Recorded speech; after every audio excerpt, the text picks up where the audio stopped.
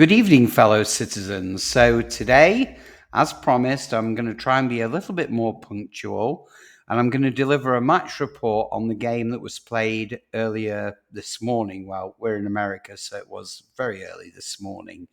So if you don't know, we beat West Ham by 4 goals to 1. And in this video, what I'm going to do is I'm going to mark each player out of 10 and just give you a quick synopsis of my thoughts on the game. If you don't agree, that's fine. Please put your comments below. And do me a favor, guys. This is a brand new channel, so I want to get it out to as many people as possible. So do me a favor and please like and subscribe. And every comment that you leave is really helpful. Let's see if we can get to at least 10 likes today. I'm sure we can. So again, City 4, West Ham 1. And to be honest, guys, to me, and again, I'm being really honest, the score was extremely flattering. And there are two pieces of evidence I have to substantiate this. The first one is by minute 90, we had 8 shots on target. West Ham, on the other hand, had 17. They had twice as many shots as we did.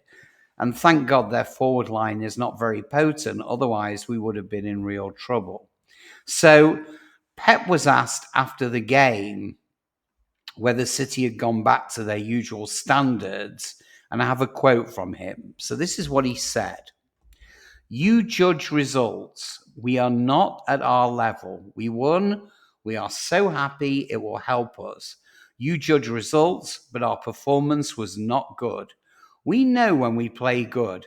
I'm so happy for the guys. We work as a team. We work.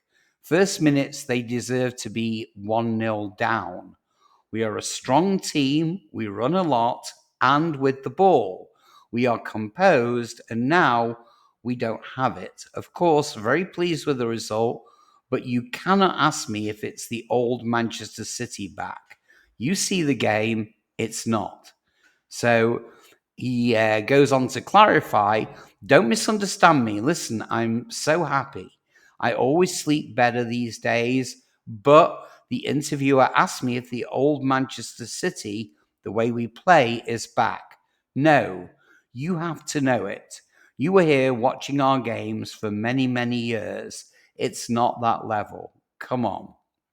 Now, to compound this and make matters even worse, and again, could be just me, but after they scored, we began to look a little bit nervous. And by the way, so did most people in the stadium. You could kind of sense it from the television, even.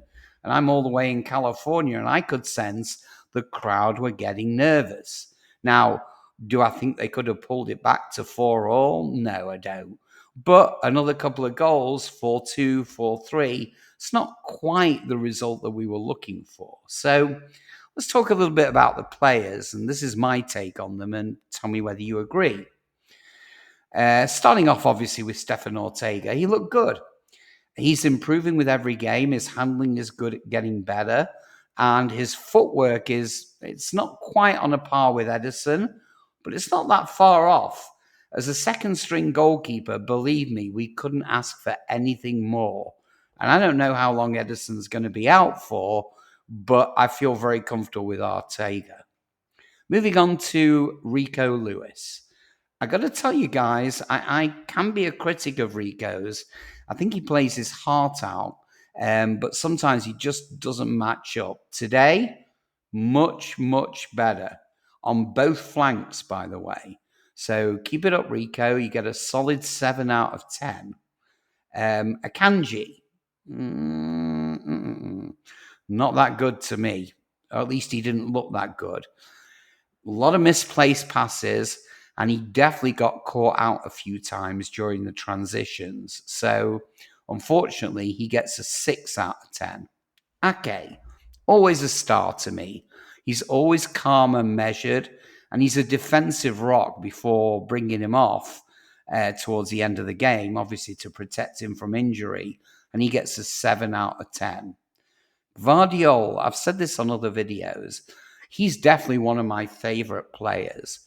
And the thing is about Guardiola, what I've discovered, he's far better going forward than when he had to deal with Kudus, but still a lot of misplaced passes and constantly wasn't in the right defensive position. He got caught out a couple of times. So going forward, probably an 8 or 9. Defensively, only a 6, I'm afraid, this time, my friend. He needs to have a rest. Kovacic. And again, I like Kovacic, but be honest, today he wasn't really up to par. He was careless with and without the ball, and he was overhitting balls for teammates or even gifting West Ham control with a chaotic pace. 6 out of 10 for you on this one, Kova. Sorry, man. De Bruyne. Again, we know what we get from De Bruyne. As he gets older, the mistakes unfortunately increase, and that miracle through ball isn't given quite as often as it used to be. But he did get an assist on his 400th appearance, but this wasn't really a game that he took control of. So again, 6 out of 10. Bernardo, an important role in the middle. He was keeping City pushing forward. He did link well with De Bruyne and Savinho, and slightly higher marks this time, a 7 out of 10 for me. Foden, the Prince. Again, got to be honest, a goal put the shine on a kind of mixed performance.